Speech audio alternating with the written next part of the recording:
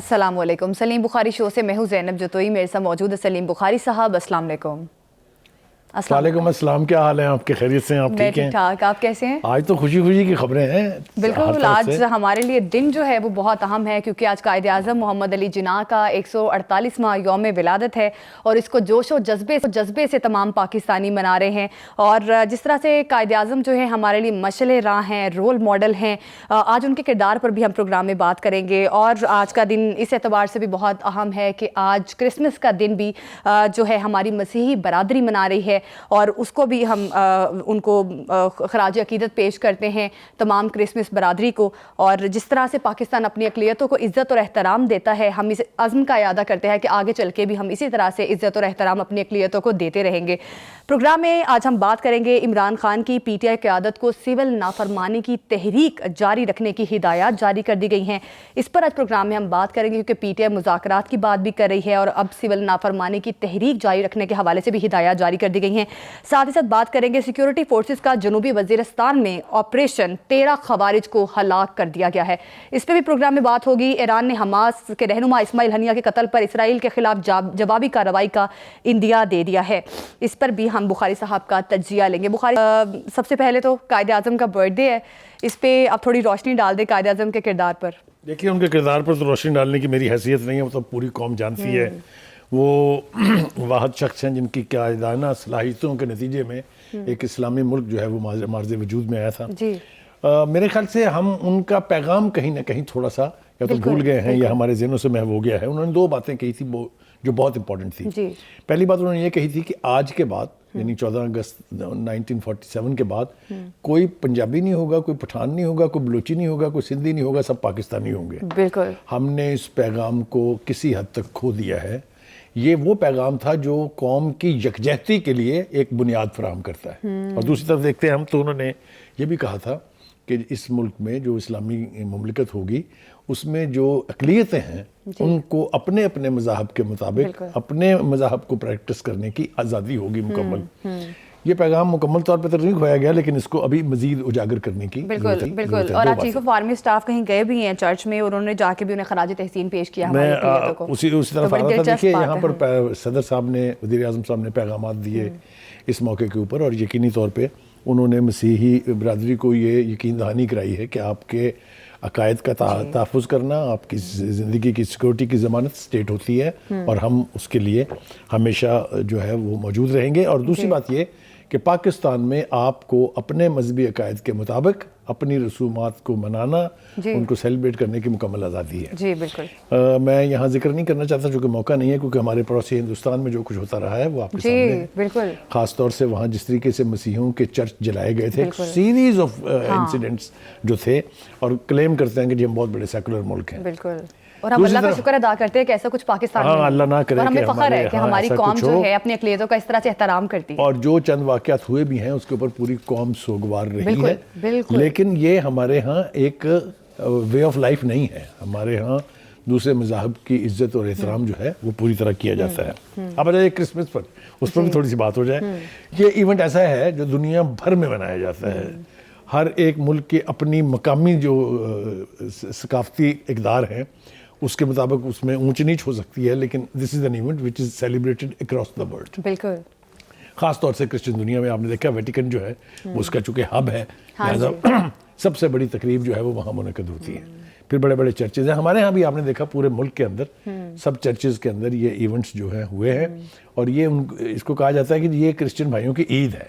تو وہ عید کو منانے کے لیے ان کے اوپر کوئی ایون ہمارے دفتر میں بھی کرسمس کو بھرپور طریقے سے سیلیبریٹ کیا جاتا ہے. ہم 2 دن پہلے یہ ایونٹ کر لیتے ہیں تاکہ ہم سے پہلے کوئی یہ نہ کر سکے. تو ہم نے تو 2 دن پہلے یہاں, یہ ہمارے ہر سال کا ایک فیچر ہے جو ہم کرتے ہیں اور یہ میسج بھیجنا چاہتے ہیں اکراس دا بالکل ان تہواروں کا خیر مقدم کرنا چاہیے. ایبسلیوٹلی. اب آ جائیے جناب آپ اپنے مین. اب ہم سیاسی طور پہ بات کرتے ہیں. ہم بڑے خوش تھے, پچھلے کئی شوز ہم نے کر دیے کہ مذاکرات ہو رہے ہیں, خان صاحب ٹائم فریم مانگ رہے ہیں, اب پھر سول نافرمانی کی تحریک والی باتیں بھی چل رہی ہیں.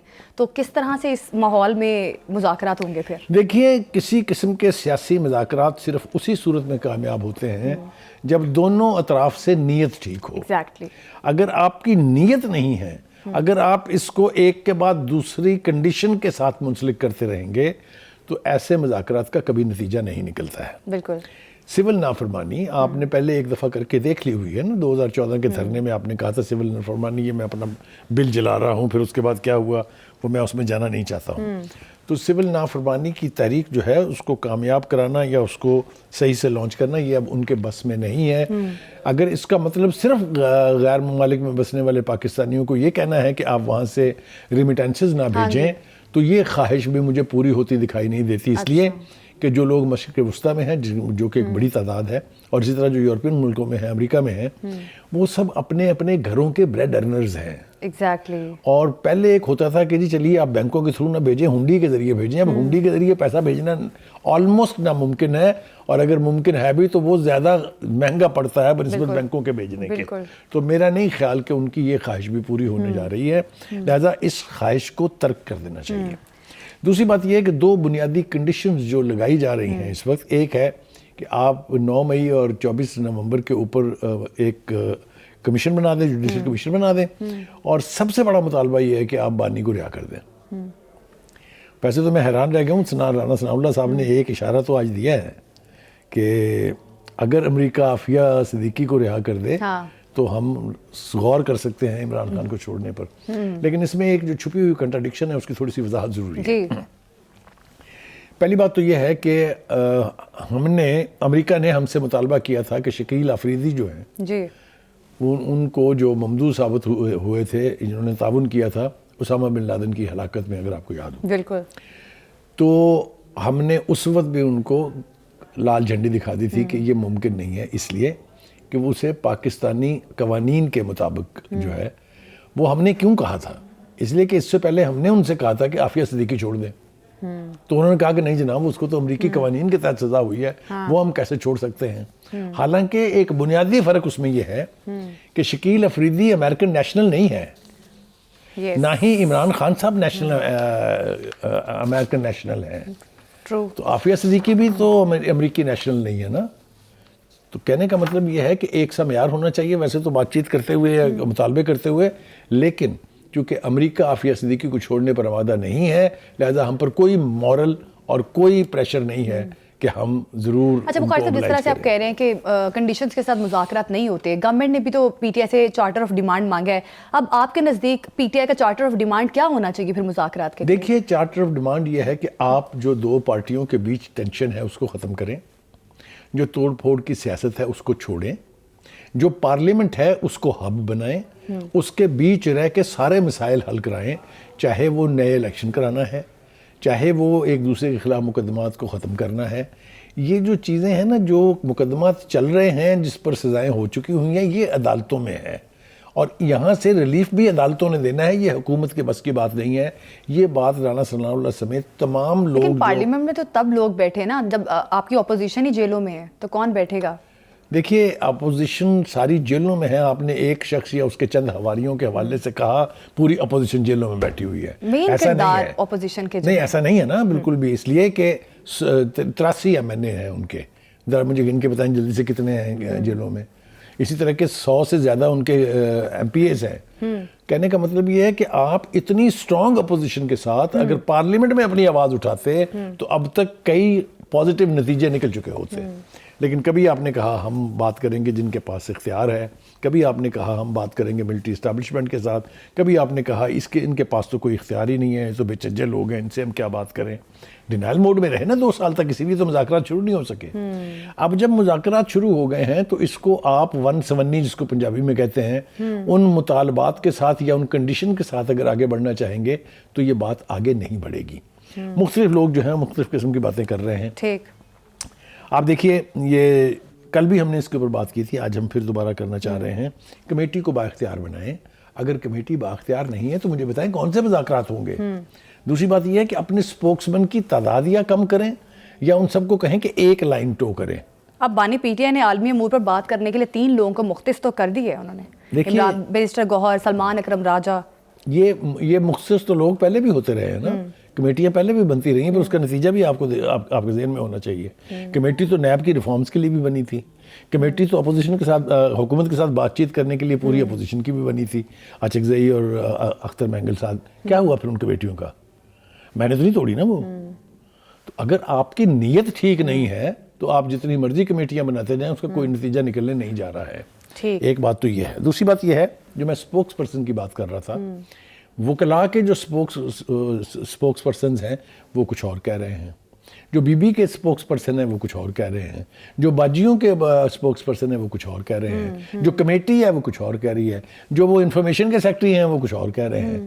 تو جب اتنی کنٹراڈکشنز ہوگی ایک پارٹی کے بیانیے میں, تو آپ مجھے بتائیں کہ which part of their statement should we trust.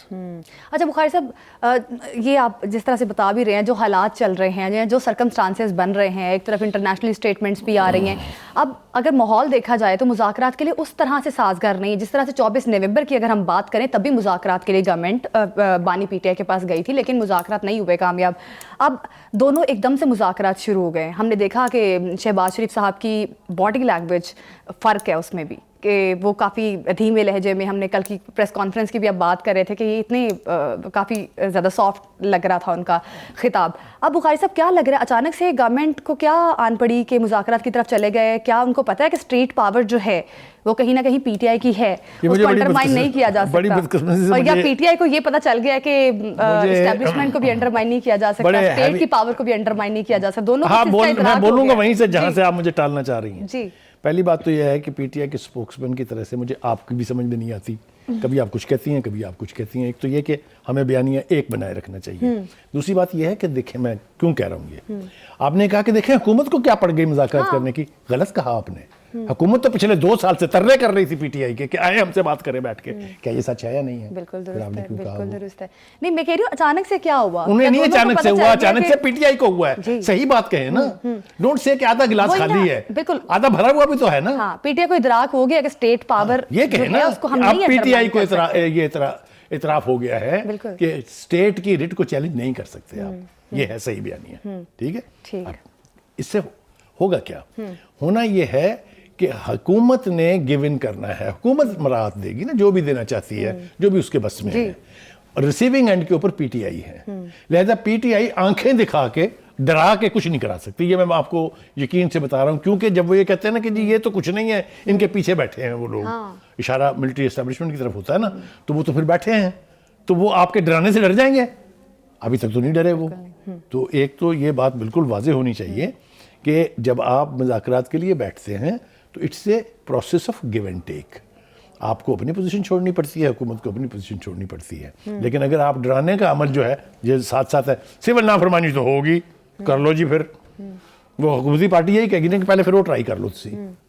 تو میرے خیال سے کلیئرٹی ہونی چاہیے, اور یہ کلیئرٹی اس وقت آئے گی جب آپ اپنی کمیٹی کو بااختیار بنائیں گے.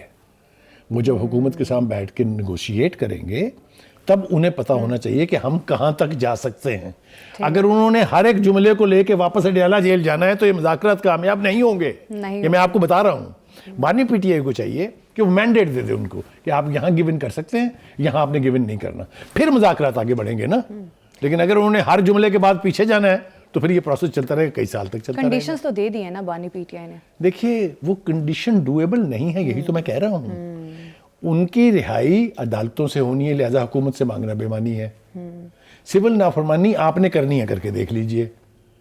تو میٹنگ پوائنٹ جب تک نہیں ہوں گے تو کوئی مذاکرات کا پروسیس جو ہے وہ کبھی اپنے منطقی انجام تک نہیں پہنچ سکتا. اس لیے ہماری درخواست یہ ہوگی, ہم اس فارم سے اپنی بساط کے مطابق یہ ریکویسٹ کر رہے ہیں دونوں ہی سائیڈوں سے کہ گیو اینڈ ٹیک کے یعنی جو پروسیس ہے اس کے تحت کوشش کیجئے کہ مسائل حل ہوں. یہ کوشش نہ کرے حکومت کہ اس نے ثابت کرنا ہے میں بہت طاقتور ہوں, اور یہ کوشش نہ کرے پی ٹی آئی کہ اس نے ثابت کرنا ہے کہ میں پھر تو نبڑ لاں گا. یہ اس ایٹیٹیوڈ کے ساتھ یہ کچھ بھی طے نہیں ہوگا. یہ اسی طریقے سے پھر ایک دفعہ ناکام ہوگی بات چیت, پھر ایک دفعہ اپنے اپنے گھونسلوں میں واپس جائیں گے, اور یہ عمل پارٹیوں کے لیے بھی نقصان دہ ہے, پاکستان کی قوم کے لیے بھی نقصان دہ ہے, اور ملک کے لیے تو بہرحال یہ نقصان دہ ہے. بخاری صاحب نقصان دہ یقیناً ہے. جس طرح سے ملک میں پولرائزیشن چل رہی ہے, سیاسی جماعتیں ایک ساتھ نہیں ہیں, اپوزیشن آپ کی کچھ سٹیٹمنٹس دیتی ہے, گورنمنٹ کچھ دیتی ہے, تو جو ابھی حالات چل رہے ہیں ایسے میں کس طرح سے ملک میں سیاسی استحکام آئے گا؟ کیونکہ سیاسی استحکام سے لنکڈ ہیں باقی تمام چیزیں. سیاسی استحکام اسی صورت میں آئے گا جب ہم مل کے کوشش کریں کہ استحکام آئے. اگر ہم نے ڈیسٹیبلائز کرنا ہے گورنمنٹ کو, اگر ہم نے چیلنج کرنا ہے ان آئینی اداروں کو, چاہے وہ سپریم کورٹ ہے, چاہے وہ آرمی ہے, چاہے وہ کوئی بھی ہے, تو پھر تو کہیں بھی استحکام نہیں آئے گا. دیکھیے 2 چیزیں پاکستان کی بقا کے ساتھ جڑی ہیں, ایک سیاسی استحکام ہے اور دوسرا معاشی استحکام ہے. اچھا. جب تک سیاسی استحکام نہیں ہوگا اکنامک سٹیبلٹی نہیں آ سکتی. یہ تو آپ 6ٹھی جماعت سے لے کے 10ویں جماعت کے بچے تک سے پوچھ لیں, وہ آپ کو بتا دیں گے کہ یہ دونوں چیزیں انٹرلنکڈ ہیں. اب جب جو سیاسی جماعتیں ہیں جو دونوں اقتدار میں رہ چکی ہیں, یعنی اقتدار میں پی ٹی آئی بھی رہ چکی ہے نا, انہوں نے بھی 4 سال حکومت کر کے دیکھ لی ہے نا, تو ان کو پتہ ہونا چاہیے کہ کیا امپیریٹیوز ہیں, کیا ifs and buts ہیں. اگر آپ نے انا نہ چھوڑی, انا کی نظر ہو گیا یہ پروسیس, تو بہت نقصان ہوگا, صرف حکومت کا نہیں, پی ٹی آئی کا بھی. ظاہر ہے پی ٹی آئی کا بہت نقصان ہوگا. بخاری صاحب ابھی ایک یہ بھی آراء پائی جا رہی ہے کہ ایک عدالتی فیصلہ آنا تھا القادری ٹرسٹ کیس کا, اناؤنس کرنا تھا 23 دسمبر کو, اس کو بھی مؤخر کر دیا گیا, اب 6 جنوری تک چلا گیا وہ. تو کیا یہ بھی مؤخر صرف اس وجہ سے کیا گیا کہ مذاکرات ہو رہے ہیں؟ دیکھیں میں I am on both sides, یہ اس وجہ سے بھی ہوا ہے اور اس وجہ سے نہیں بھی ہوا. ویسے تو بتایا جا رہا ہے کہ ویکیشن آ رہی تھی, اس وجہ سے ہم دیکھیے اگر تو سپوزڈلی ہم تصور کر لیتے ہیں کہ یہ اسی وجہ سے ڈیلے ہوا ہے, دیٹ مینز گورنمنٹ کی بھی انٹینشنز ہیں اور ہماری جوڈیشری کی بھی انٹینشنز ہیں کہ یہ کسی نتیجے پر پہنچ جائیں. اچھا. لیکن اگر وہ نتیجے پر نہیں پہنچتے ہیں تو پھر فیصلے بھی آئیں گے, تو پھر جلدی بھی آئے گی. اب دیکھیں نا, ایک چیز کا اینٹیسپیٹ کیا جا رہا تھا کہ جی فیض حمید صاحب کا فیصلہ بس آیا سو آیا. ہاں جی. اس میں میں تاخیر تو نہیں کہوں گا کیونکہ وہ بڑا گمبھیر معاملہ ہے, اس کے اوپر جب تک آخری جو ریچ ہے وہاں تک نہیں پہنچا جائے گا نتیجہ نہیں نکل سکتا. تو یہ چاہے یہ فیصلہ ہو 190 پاؤنڈ والے مسئلے کا یا فیض حمید صاحب کے کورٹ مارشل کا, یہ آنے والے وقتوں میں پاکستان کی سیاست کے اوپر اس کے اثرات مرتب ہوں گے. تو میرے خیال سے ہمیں بھی جلد بازی نہیں کرنی چاہیے, we should wait till the logic prevails, اور دونوں اطراف جو ہیں وہ اس اسپرٹ کے ساتھ کسی نتیجے پر پہنچیں کہ پاکستان کو مزید نقصان نہیں ہونا چاہیے. بالکل. اچھا بخاری صاحب, ہم کل بھی فوجی عدالتوں پہ بات کر رہے تھے, ہم نے شرجیل میمن صاحب کی بات کی, انہوں نے کہا کہ فوجی عدالتوں میں ٹرائل نہیں ہونا چاہیے, پھر آپ نے اس کو ایکسپلین بھی کیا کہ کیا وجوہات ہیں. اب فوجی عدالتوں پہ انٹرنیشنلی پریشر بھی آ رہا ہے, اب وزیر اطلاعات عطا تارڑ صاحب کہہ رہے ہیں کہ فوجی تنصیبات پر حملہ ہوگا تو ٹرائل بھی فوجی عدالتیں ہی کریں گی, ظاہر ہے. تو اب اس حوالے سے اب اس پہ کیا کامنٹ کریں گے؟ اب دیکھیے پہلی بات تو یہ ہے کہ یہ جو باہر کا پریشر آ رہا ہے نا, پہلے تو اس پہ بات کر لیتے ہیں. جی. آپ کو یاد ہوگا وہ جو ایوان نمائندگان ہے اس کے کچھ 100 سے زیادہ لوگوں نے خط لکھا تھا, یاد ہے آپ کو؟ جی بالکل. بلکہ 60 تھا پہلے, 100 سے تو یہ ساری واردات جو ہے نا انٹرنیشنل ارینا کے اندر لابیز کے تھرو ہوتی ہے. لابسٹ فرم پی ٹی آئی نے ہائر کی ہوئی تھی, اس کے بارے میں کوئی اب یہ راز نہیں ہے. ایک نہیں بلکہ ایک سے زیادہ 2-3 لابنگ فرمز تھی جس کے نتیجے میں وہ خطوط لکھے گئے. اب یہ ہے کہ آپ اپنی حرکات پہ ذرا غور کریں, وہ کہتے ہیں نا آپ ہی اپنی اداؤں پہ ذرا غور کریں, ہم اگر عرض کریں گے تو شکایت ہوگی. مجھے بتائیے آپ تصور کر سکتے ہیں کہ کوئی پاکستانی, توجہ سے سنیں میری بات, کوئی پاکستانی ورلڈ بینک کے ہیڈ آفس کے سامنے اور آئی ایم ایف کے ہیڈ آفس کے سامنے بیٹھ کے یہ مطالبہ کرے کہ پاکستان کو قرضے نہ دیے جائیں؟ بالکل تصور نہیں کیا جا سکتا. کیا کہیں گے پھر آپ شہباز گل صاحب کو؟ تو کہنے کا مطلب یہ ہے کہ یہ ایٹیچیوڈ نیگیٹو ہے. اسی کے نتیجے میں اس طرح کے بیانات جو ہیں وہ آ رہے ہیں. یہ جن ملکوں نے بیانات دیے ہیں یورپی ملکوں میں, آپ کا خیال ہے all is well in those states؟ نو, یہ سیاست اسی طرح ہوتی ہے. یہ اگر میں آپ کو یورپ کی پارلیمنٹوں کے اندر کے حالات دکھاؤں, ویڈیوز موجود ہیں کہ کس طرح ایک دوسرے کے گریبان پکڑ کے اور دھما چوکڑی مچتی ہے جاپان جیسے ملک میں, لیو alone everything.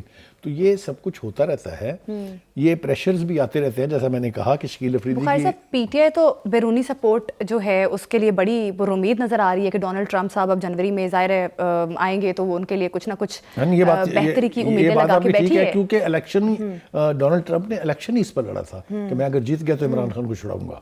یہ تو بات ٹھیک ہے, یہ تاثر دینے کی کوشش کر رہی ہے پی ٹی آئی. شرم آنی چاہیے یار. کل تک ایبسلیوٹلی ناٹ کے نعرے لگاتے تھے آپ, آج آپ کہتے ہیں ڈونلڈ ٹرمپ آ کے عمران کو چھڑائے گا. اور وچ part of your statement should I trust? تو یہ جو ہے نا ہوا میں محل بنانا اور پھر اس پہ بلیو کرنے رہنا, پروپیگنڈا کرنا اور اس کے اوپر بلیو کرتے رہنا, اس کا نقصان ہوتا ہے, فائدہ کبھی نہیں ہوا کسی کو سیاسی طور پہ. سیکیورٹی فورسز کی جانب سے جنوبی وزیرستان میں آپریشن کیا گیا ہے اور 13 خوارج کو ہلاک کر دیا گیا. آپریشن میں فورسز نے خوارج کے ٹھکانوں کو نشانہ بنایا اور ایک کامیاب آپریشن کیا. بخاری صاحب، جس طرح سے اب ہماری سیکیورٹی ایجنسیز ہیں ایفرٹ کر رہی ہیں خوارج کو ہلاک کرنے کے لیے، اور بڑی اچھی ایفرٹ ہے کہ 13 خوارج کو ہلاک کر دیا گیا ہے. دیکھیے، میں آپ کو تھوڑا سا اپنے ناظرین کے لیے ٹو اپڈیٹ دیم. جی، ہمارے ہاں 3 پروسیس کے اندر آپریشنز ہوئے ہیں اگینسٹ ٹیررسٹ. جی. پہلا آپریشن تھا سوات کے اندر، جو آصف زرداری صاحب جب پریزیڈنٹ تھے اس وقت ہوا. اچھا. راہ نجات اس کا نام تھا. سوات پر قابض ہو گئے تھے وہ آ کے، وہاں سے مقامی پاپولیشن جو ہے وہ مائیگریٹ کر گئی تھی. جب فوج نے وہاں آپریشن لانچ کر کے سوات کو ریکلیم کیا، یہ ریکارڈ کی بات ہے، ہوا میں نہیں ہے. اچھا.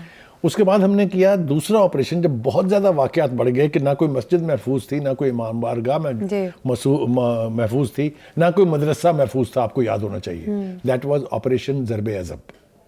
اس وقت بھی ان کا بہت کلا کما کیا گیا، لیکن ناٹ وداؤٹ اے کاسٹ. ہمارے فوجی جوان کو 8,000 کے قریب جو ہے انہوں نے جام شہادت نوٹ کیا. جو ہمارے لوگ ان حملوں میں جو حملے کرتے تھے دہشت گرد، وہ کوئی تقریباً 75,000 کے قریب وہ بھی ہیں. تو ہم نے قیمت ادا کی لیکن کامیاب آپریشن کیا. بالکل. اس کے بعد تیسرا آپریشن جو تھا وہ تھا رد الفساد، اگر آپ کو یاد ہو. یہ تینوں آپریشن پاک آرمی کے سکسیسفل آپریشن ہیں، جنہوں نے اگر اس وقت ایکٹ نہ کیا ہوتا تو اس وقت تک پاکستان کی کیا حالت ہوتی میں اس کا تصور بھی کرنے کے لیے تیار نہیں. بالکل درست، بالکل درست. اب یہ چوتھا فیز ہے. چوتھا فیز ہے کہ جہاں جہاں وہ چیلنج کر رہے ہیں حکومت کی رٹ کو، جہاں جہاں وہ چیلنج کر رہے ہیں ہماری فوج کی رٹ کو، مثال کے طور پہ بارڈر ایریاز. یہ بات ہم اسٹیبلش کر چکے ہیں کہ تمام تر دہشت گرد جو ہیں یہ افغانستان میں ٹریننگ لیتے ہیں، ٹی ٹی پی سے ان کا تعلق ہے، اور وہ بارڈر کراس کر کے آ کے پاکستان میں آپریشن کرتے ہیں. پاکستان کی مسلح افواج ان بارڈرز کے اوپر ان کو چیلنج کر رہی ہیں. ہر دوسرے دن آپ سنتے ہیں کہیں کسی چوکی کے اوپر اٹیک ہوا، پھر اس کے بعد انفارمیشن بیسڈ جو ہے وہ آپریشن. سب سے زیادہ خوبصورت بات یہ ہے کہ جتنے بھی پاکستان کے آپریشنز لانچ ہوئے ہیں other than those 3 major operations, وہ انفارمیشن بیسڈ ہیں. اس کا مطلب یہ ہے کہ پاکستان کی مسلح افواج has پینیٹریٹڈ into their ranks, otherwise information based operation نہیں ہو سکتا. For which we should salute our army. ایک بات بالکل خراج تحسین پیش کرنا. دوسری بات یہ ہے کہ دیکھیے کیسے الاؤ کر سکتے ہیں ان کو آپ کہ وہ آئیں اور جہاں چاہے وہ دہشت گردی کر کے واپس چلے جائیں. تو یہ جو آپریشن جس کی بات آپ نے کی ہے 13 خوارج کے ہلاک ہونے کی، یہ اسی سلسلے کی ایک کڑی ہے. میرا خیال یہ ہے کہ اب یہ طے کر لیا ہے حکومت نے بھی اور پاکستان کے لا انفورسز انکلوڈنگ پاکستان آرمی اور باقی تینوں مسلح افواج جو ہے کہ زیرو ٹالرنس کے اوپر اب کام کیا جائے گا. اس میں نیوی کا بھی بڑا رول ہے، اس میں پاکستان ایئر فورس کا بھی بڑا رول ہے، اس لیے کہ اگر آپ کو یاد ہو لاسٹ آپریشن میں پھر ہمیں بامبنگ کرنی پڑی تھی ان ایریاز میں جو بارڈر کے ساتھ منسلک تھے اور جہاں ان کے ٹریننگ سینٹرز بنے ہوئے تھے، جہاں ان کو فیڈ کیا جاتا تھا، جہاں ان کو اسلحہ دیا جاتا تھا، جہاں ان کو فنڈنگ ملتی تھی. میں اگر ریکال کروں تو جو پاکستان افغان بارڈر ہے اس کے ساتھ ساتھ 18 کونسل خانے کھولے تھے انڈیا نے، جبکہ وہاں کوئی ہندو پاپولیشن نہیں رہتی تھی. تو وہ ایک طرح سے ہب تھے انہی دہشت گردوں کے، جہاں مؤثر کاروائی کر کے اس دشمن کے جو ٹھکانے تھے ان کو تباہ کیا گیا. بالکل. ہماری سیکیورٹی ایجنسیز اب کافی سنجیدہ نظر آ رہی ہیں. ایون وزیر اعظم شہباز شریف بھی کافی سنجیدہ نظر آ رہی ہے. پارا چنار میں جو کچھ ہو رہا ہے، ایون گورنمنٹ کا اپنا ہیلی کاپٹر جو ہے وہاں پہ جا رہا ہے، ادویات لے کر مریضوں کو لے کر اسلام آباد بھی پہنچایا جا رہا ہے. تو یہ بہت بڑی بات ہے. یہ کسی طریقے سے دہشت گردی جیسے ناسور کو جڑ سے اکھاڑنے کے لیے کوششیں کی جا رہی ہیں. ایون پارا چنار پہ تو ڈفرینٹ سچویشن ہے. پہلی بات تو یہ ہے کہ Parachinar is slightly a different thing. جی بالکل. کیونکہ وہاں پر جو ایک دوسرے کے خلاف مورچہ بند ہیں وہ پاکستانی ہیں. ان کو کون سپورٹ کر رہا ہے، کہاں سے ان کو کمک مل رہی ہے، وہ ایک علیحدہ سوال ہے. اس حوالے سے یہ دہشت گردی ہے. ہاں جی. اصل میں آپ کو اگر ایمانداری سے پوچھیں آپ مجھ سے، تو یہ مسئلہ جب سے کھڑا ہوا ہے، اگر اس کو شروع ہی میں صوبائی حکومت ہینڈل کر لیتی تو بے پناہ جانوں کا نقصان جو ہے اس سے بچا جا سکتا تھا. بچے جو بلک کے دودھ کی خاطر دوائیوں کی غیر موجودگی کی وجہ سے ہلاک ہو رہے ہیں، ان کی جانوں کا تحفظ کیا جا سکتا تھا. لیکن جب یہ مسئلہ کھڑا ہو رہا تھا اور بڑھ رہا تھا، اس وقت جو ہے وہاں اس صوبے کے چیف منسٹر صاحب یا تو کفن سر پہ باندھ کے چل پڑتے تھے یا حملہ آور ہوتے تھے، کبھی لاہور کے اوپر کبھی اسلام آباد کے اوپر، اور ان کو ریئلائز کروایا گیا پروگراموں میں، لوگوں نے حلق پھاڑ پھاڑ کے کہا ان سے کہ خدا کے واسطے ذرا ادھر بھی توجہ کر لیں، مگر 116 لاشیں سڑک کے کنارے پڑی تھیں، ان کے پاس ٹائم نہیں تھا کہ جا کے ان کے وارثوں کو ایون کنسول کر دیں۔ بخاری صاحب، نہایت افسوسناک بات ہے کہ جس طرح سے علی امین گنڈا پور صاحب کی ہم نے دیکھی نان سیریسنس، 26 نومبر کی ہلاکتوں کی بات کرتے ہیں گے کہ اتنے لوگ ہلاک ہو گئے، شہید ہو گئے، اب جو 100 بچے دم توڑ گئے ہیں ان کی غفلت کی وجہ سے، اب اس کا بلیم تو پھر ان پہ آتا ہے، یہ قاتل ہیں ان بچوں کے۔ کوالٹیٹیو فرق یہ ہے کہ جو 24 نومبر کی لاشوں کا تذکرہ یہ کرتے ہیں اس کا کوئی ثبوت نہیں ہے، اس کی کوئی پلازیبل ایویڈنس نہیں ہے، لیکن جو لاشیں پارا چنار میں پڑی ہیں وہ سوگ میں 116 لاشیں کئی دن تک پڑی رہی ہیں، تو فرق ہے دونوں صورتحال میں، اور 100 بچے جو مر گئے۔ دوسری بات یہ ہے کہ یہ لا اینڈ آرڈر چونکہ صوبائی معاملہ ہے، اس لیے جو ہمارے چیف منسٹر کفن پوسٹ چیف منسٹر جو ہیں ان کو چاہیے تھا کہ پہلے توجہ اس طرف کرتے، اب بھی تو انہوں نے سینٹر سے ریکویسٹ کی ہے نا کہ آئیے جناب، محسن نقوی صاحب وہاں گئے تھے، آپ کو پتہ ہے، ان کے ساتھ بیٹھ کے ملاقاتیں بھی ان کی ہوئی ہیں، کل بھی ہم نے تذکرہ کا، یہ پہلے کیوں نہیں کیا، پہلے کیوں نہیں دیکھا اس طرف جہاں سے مدد آ سکتی تھی۔ وہ کہتے ہیں it is better late than never. تو چلیے اللہ کرے کہ یہ صورتحال قابو میں آئے، جو اس وقت وہاں ہو رہا ہے پارا چنار میں، اس سے بچنے کی ضرورت ہے، اس لیے کہ وہ انسانی جانوں کے ساتھ کھلواڑ ہو رہا ہے، انسانی جانیں، بچے بلک رہے ہیں وہاں پر فوڈ کے بغیر۔ وہ تو thanks to chief minister Punjab کہ انہوں نے ہیلی کاپٹر کے ذریعے بچوں کو وہاں کھانے کی اشیاء، ادویات وہاں بھیجی ہیں، ایک سورٹی پہلے ہو چکی تھی، ایک سورٹی آج ہو رہی ہے، تو وہ وہاں سے واپسی کے اوپر وہاں جو مریض اور زخمی جو ہیں ان کو لے کے آتے ہیں پشاور میں اور اسلام آباد میں، تو یہ پروسیس شروع ہے، اور اللہ کا شکر یہ ہے کہ اس سے کچھ مزید جانوں کا نقصان جو ہے اس سے بچا جا سکتا ہے۔ تو ایک بات تو یہ میں بڑے وثوق سے کہہ رہا ہوں کہ اگر مل کے صوبہ اور سینٹر جو ہے ایک کامن اپروچ کے ساتھ اس کو اگر ڈیل کرنا چاہیں گے تو کوئی ایسا مسئلہ نہیں ہے جو حل نہیں ہو سکتا۔ تو یہ بات میں پھر ایک دفعہ زور دے کے کہنا چاہتا ہوں کہ خدا کے واسطے اپنے انانیت کے چکر سے باہر نکلیں، انانیت کے علاوہ بھی بہت کچھ جو ہے وہ کیا جا سکتا ہے، اور خاص طور سے جہاں شہریوں کی زندگی کا سوال ہو وہاں پر اپنی اناؤں کو لے کے آپ کسی نتیجے پر نہیں پہنچ سکتے، اس لیے یہ بہت ضروری ہے کہ وہاں کے چیف منسٹر صاحب اپنی ذمہ داری جو ہے اس کا احساس کریں۔ اچھا بخاری صاحب، اب جس طرح سے مذاکراتی عمل کے لیے جرگہ جو ہے کرم پہنچ کے، اب یہ بھی امید ظاہر کی جا رہی ہے کہ امن کے لیے اب جرگہ کچھ بہتر فیصلے کرے گا، اس پہ کیا امید باندھی جا سکتی ہے کہ حالات بہتری کی طرف آ جائیں گے؟ دیکھیں، جرگوں کا کردار جو ہے نا اس قبائلی سوسائٹی میں، خاص طور سے KPK میں اور بلوچستان میں، وہ ہوتا ہے کہ جو متحارب گروپ ہوتے ہیں ان کو قریب لاتے ہیں، بات چیت کی ٹیبل تک لے آتے ہیں، اس کے بعد جو گفتگو وہاں ہوتی ہے اس سے جو نتائج نکلتے ہیں اس سے پھر حکومت جو ہے اس کو انوالو کیا جاتا ہے کہ جناب اب یہ فیصلے ہم نے کیے ہیں، ان کی آپ امپلیمنٹیشن کو یقینی بنائیں۔ اس اعتبار سے جرگوں کا رول جو ہے اس کو انڈرمائن نہیں کیا جا سکتا، جرگہ بہت امپورٹنٹ سیگمنٹ ہے سوسائٹی کا، خاص طور سے جن دو صوبوں کا میں نے ذکر کیا ہے۔ جرگہ تو ویسے سندھ میں بھی ہوتا ہے، ٹھیک، لیکن جرگے کے جو بھی فیصلے ہوں، جس نتیجے پر بھی جرگہ پہنچے، فیڈرل گورنمنٹ اور پروونشل گورنمنٹ دونوں کو چاہیے کہ اس کی اونرشپ لیں تاکہ وہاں امن جو ہے وہ بحال کیا جائے۔ پہلے ہی بہت دیر ہو چکی ہوئی ہے، مزید دیر کریں گے تو انسانی جانوں کے ساتھ کھلواڑ ہوگا۔ بالکل، اب دیکھنا یہ ہے کہ حکومت جو اقدامات کر رہی ہے وہ جو صدی پرانے تنازع ہے، کیا اس میں سے کرم کو نکالا جائے گا؟ اقوام متحدہ میں ایرانی سفیر نے خط لکھا ہے، انہوں نے کہا ہے کہ ایران نے حماس رہنما اسماعیل ہنیہ کے قتل پر اسرائیل کے خلاف جوابی کارروائی کا عندیہ دے دیا ہے۔ بخاری صاحب، اب ایران جو ہے اسماعیل ہنیہ کی شہادت کا بدلہ لینے کے حوالے سے اسٹیٹمنٹ جاری کی گئی ہے، خط لکھا گیا باقاعدہ طور پہ کہ اب بدلہ لیا جائے گا اسرائیل سے۔ دیکھیں، پہلی بات تو یہ ہے کہ جب پہلی دفعہ اٹیک ہوا تھا تو اس وقت بھی ایران نے، یہ ان کا ایک سمبولک طریقہ ہے اعلان کرنے کا، وہ لال پرچم جو ہے وہ اس کو لہرا دیتے ہیں، جس کا مطلب یہ ہوتا ہے کہ اس کا بدلہ ہم ضرور لیں گے۔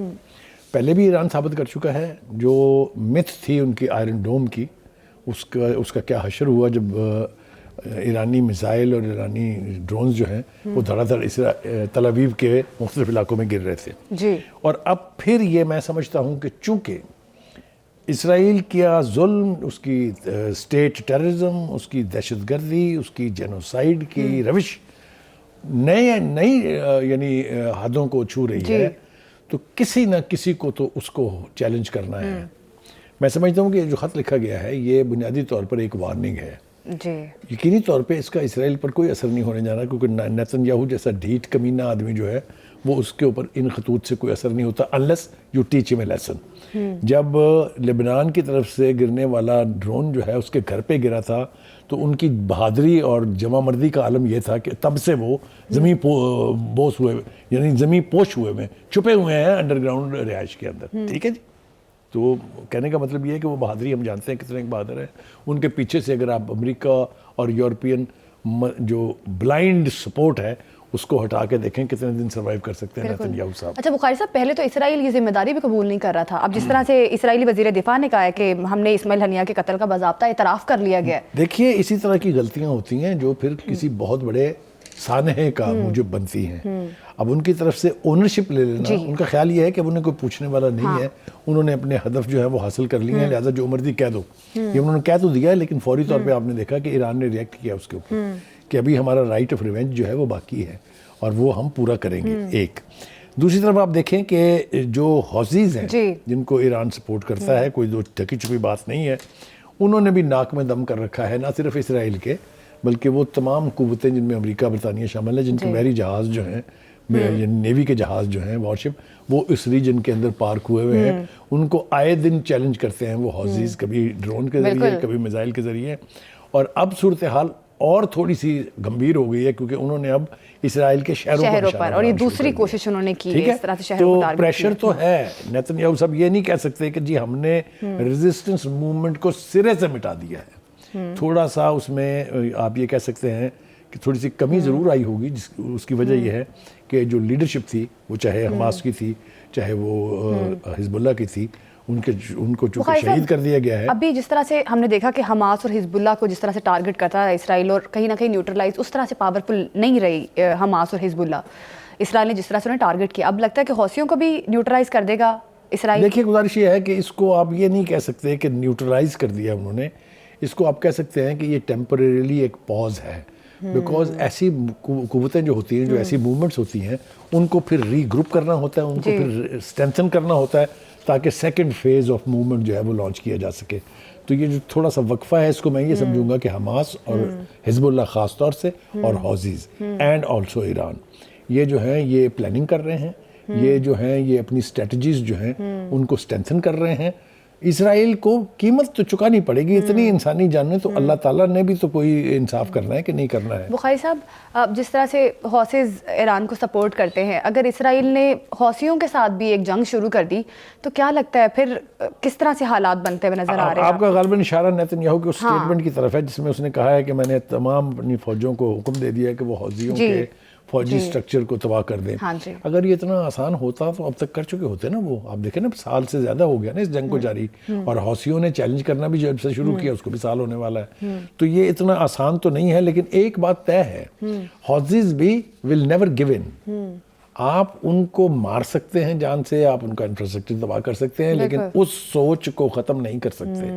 ایک بات تو یہ. اچھا بخاری صاحب, دوسری طرف لبنان جو ہے وہ الزام لگا رہا ہے کہ جو معاہدہ ہوا تھا اس کے اوپر اسرائیل عمل نہیں کر رہا. اسرائیل کی یہ روایت ہے کہ وہ انٹرنیشنل ایگریمنٹس کر تو لیتے ہیں کسی نہ کسی پریشر کے تحت, لیکن اس کی پابندی نہیں کرتے ہیں. جتنے بھی ماضی میں ایگریمنٹس ہوئے ہیں, چاہے وہ اوسلو اکارڈ تھا, چاہے وہ کچھ بھی تھا, چاہے وہ کیمپ ڈیوڈ تھا, کسی پر عمل نہیں کیا. اور میں سمجھتا ہوں کہ یہی الٹیمیٹلی اس کی تباہی کا باعث بنے گا, اس لیے کہ اگر اس کے ارد گرد والے ممالک جو ہیں وہ اگر اسلامک اسپرٹ کے تحت اکٹھے ہو جائیں اور اپنے وسائل کو یکجا کر لیں تو اسرائیل کتنے گھنٹوں تک زندہ رہ سکتا ہے یہ میرے خیال سے معلوم سب کو ہے. لہٰذا امریکہ نے, ویسٹ نے سب سے زیادہ خوفناک کام جو کیا ہے وہ یہ کہ ان میں سے بیشتر ممالک میں ان پاپولر رجیمز ہیں جو وہاں کے لوگوں کی پسند نہیں ہیں, اور اسی لیے وہ اپنے آقاؤں کے جو مشنز ہیں ان کی تکمیل میں لگی رہتی ہیں. اچھا بخاری صاحب, جس طرح سے اسرائیل گریٹر اسرائیل منصوبے پر کام کر رہا ہے, کیا لگتا ہے آنے والے ٹائم میں مڈل ایسٹ کی کیا صورتحال دیکھ رہے ہیں آپ؟ دیکھیے خواہشات پر تو کوئی پابندی نہیں ہے, آپ خواہشات بڑی سے بڑی کر سکتے ہیں, لیکن دیکھنا یہ ہوتا ہے کہ کیا وہ امپلیمنٹیبل ہیں یا نہیں ہے. ایسا ہو سکتا ہے کہ نہیں ہو سکتا ہے. اکھنڈ بھارت کوئی آج کی خواہش ہے؟ جب سے پاکستان بنا ہے کھنڈ بھارت ہے، کھنڈ بھارت ہم سنتے آئے ہیں. جب سے اسرائیل امپاور ہوا ہے ہم گریٹر اسرائیل سنتے ہیں. بنا اسرائیل کو پیچھے سے سپورٹ بہت بڑی ہے. دیکھیں اس کے باوجود نہیں بنا. اس کے باوجود بھی اس کا وہ خواب جو ہے شرمندہ تعبیر نہیں ہوا. لہٰذا جن لوگوں کے ساتھ آپ ظلم کر رہے ہیں، جن کے علاقوں پر آپ نے ناجائز قبضے کیے ہوئے ہیں، یہ آپ کو چھوڑنے پڑنے ہیں. یہ آپ پہلے بھی کر چکے ہیں. تو کہنے کا مطلب یہ ہے کہ میں تو ایز اے پاکستانی اور ایز اے مسلم مجھے تو بہت بلیک فیوچر دکھائی دیتا ہے اسرائیل کا. صحیح ہے تباہی ہوئی ہے.